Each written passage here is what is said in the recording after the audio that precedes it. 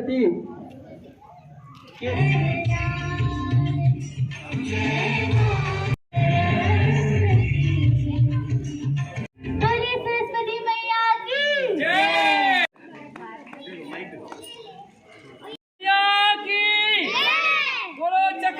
सम्राट राजा भोज की, बोलो चक्रवर्ती सम्राट राजा भोज की। दिवस भारत माता की, भारत माता की।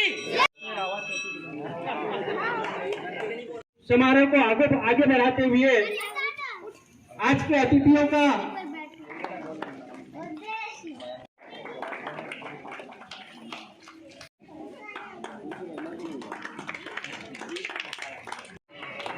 इसी तारतम्य में करता हूं कि आप आकर हमारे बीच उपस्थित परम श्रद्धेय राकेश कन्नौज जी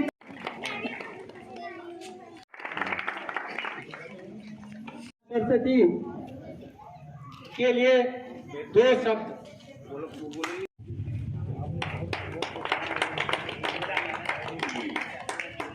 आज सम्माननीय अतिथियों एवं दर्शक दीर्घाओं को प्रणाम करते हुए आज के कार्यक्रम जो ठाकरे जी ने रखा है वो बहुत ही अविस्मरणीय और एक उत्कृष्ट कार्य है। इसके लिए मैं आप सभी को धन्यवाद अर्पित करते हुए, क्योंकि मैं ज़्यादा बोलता तो नहीं हूँ, संगीत वाला हूँ। हमारे बीच उपस्थित मुझे ना भुला देना, मैं भी याद आऊं तो मुस्कुरा देना, तो फिर मिलेंगे। ये मैं नहीं कह रहा हूँ, सभी के लिए जिंदा रहेंगे तो फिर मिलेंगे, वरना बसंत पंचमी के दिन मेरे नाम की पतंग उड़ा देना।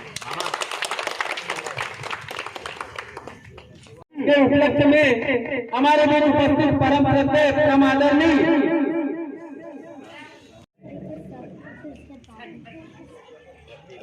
इस आयोजन में मेरे को स्थान दिए श्री ठाकरे जी, और मैं अतिथियों का, वार्ड वासियों का तहे दिल से प्यार करता हूँ।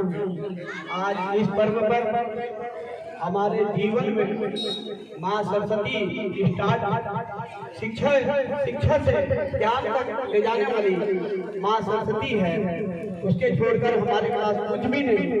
और इसको सत्य की राह मानकर शिक्षा बच्चों को, अपने बच्चों को, अपने घर के बच्चों को ऐसे तालीम करें कि आने वाले पीढ़ी इनको जीवन भर अपने सत्य के रास्ते पर उतारें और अच्छे रास्ते। माँ सरस्वती का नतमस्तक है जो एक तालियों के साथ गड़गड़ाहट के साथ उनको सम्मान दें, और ये सम्मान सदैव बने रहे, क्योंकि माँ सरस्वती विराजमान उनके कंठों पर, उसके हाथों पर आज स्थान रखे हैं, और इसीलिए हम लोग का भी आज सम्मान मिला है।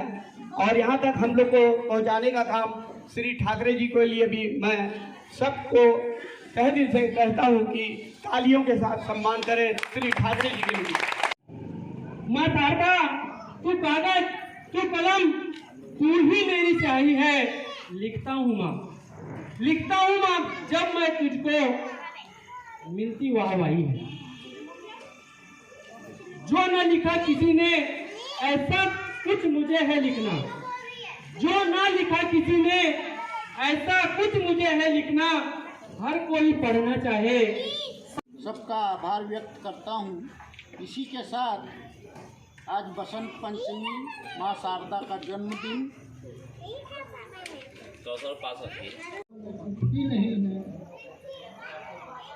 इसी के साथ आज त्रिवेणी संगम, जो पैसे से शिक्षिका भी है और एक अच्छी वक्ता भी है।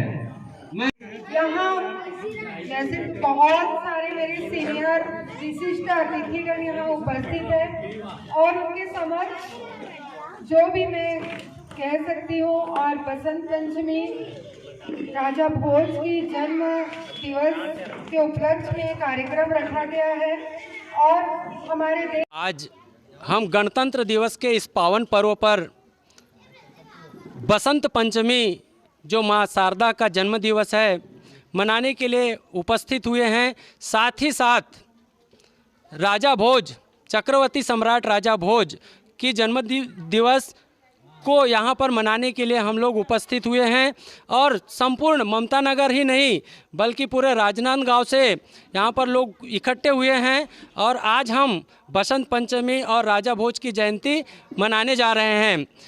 हम जानते हैं कि राजा भोज जो कि एक अर्थशास्त्री थे, एक चिकित्सक थे, एक धर्मशास्त्री थे और एक सम्राट थे जिन्होंने बहुत ही अल्प समय में अपनी 15 वर्ष की आयु में शासन किया और उन्होंने भोपाल जो कि प्राचीन में भोजपाल के नाम से जाना जाता था उसे अपनी राजधानी बनाया और धार क्षेत्र में अपना राज्य करते हुए उन्होंने एक तेलवा और गंगदेव का जब सामूहिक आक्रमण हुआ था तब उन्हें परास्त किया था और तब से एक कहावत प्रचलित है, कहाँ राजा भोज और कहाँ गंगू तेली।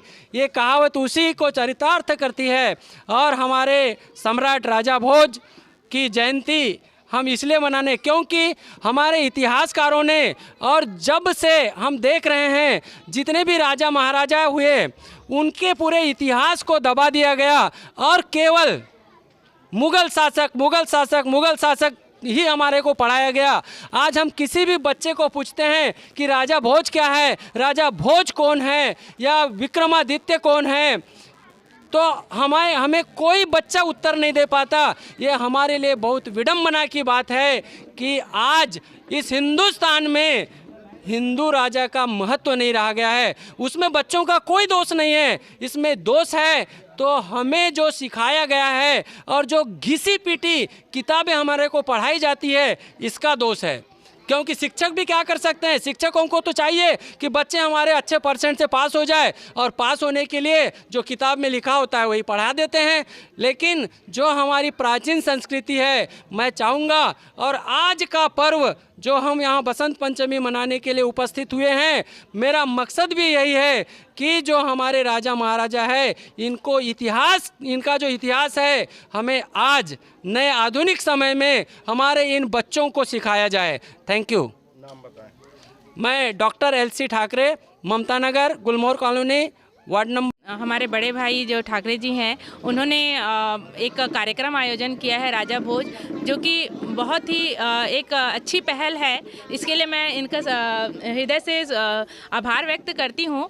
और क्योंकि आज हम और आने वाली जो पीढ़ी, हमको तो थोड़ा बहुत नॉलेज है लेकिन आज जो हमारी जो पीढ़ी है आने वाली वो इस इतिहास को भूलते जा रही है। और ये जो कार्यक्रम की शुरुआत हुई बहुत अच्छी हुई है। और जो राजा भोज है वो हमारे परमार वंश और पंवार वंश के वंशज हैं और हम लोग उन्हीं की संतान हैं। और उनके जो बहुत सारी कहानियां हैं जिससे हमको बहुत सारी सीख मिलती है, उन्हीं में से मैं एक कहानी बताना चाहती हूँ, कर्म की कोठरी। एक बार जो राजा भोज अपने भक्त और अपने मंत्री को बुलाते हैं और उन्हें जंगल भेजते हैं और जाकर फल इकट्ठा करने के लिए कहते हैं। वो फल इकट्ठा करते हैं तो जो भक्त होता है वो ताज़े फल इकट्ठा करता है और जो मंत्री होता है वह जो गिरे पड़े होते हैं फल वह इकट्ठा करता है। इसके बाद जब वो राजा पाते तो उनको कोठरी में बंद कर दिया जाता है और उनको कहते हैं कि वही फल आपको खाना है।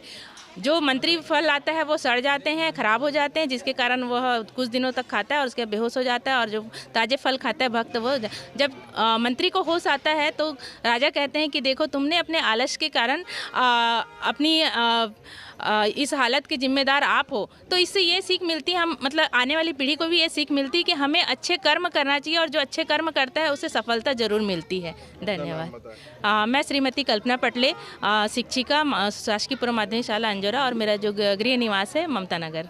और इसी के साथ माँ सरस्वती का जन्मदिन और राजा भोज का जन्मदिन ममता नगर में हम सभी लोग इकट्ठे होकर के गणतंत्र दिवस के उपलक्ष्य में इन दोनों महान व्यक्तियों का जन्मदिन मना रहे हैं। और सभी लोग इस तरह से इकट्ठा होकर के हम आज के पर्व को मना रहे हैं। जी अपना नाम बताएं। रमेश पारधी, ममता नगर से।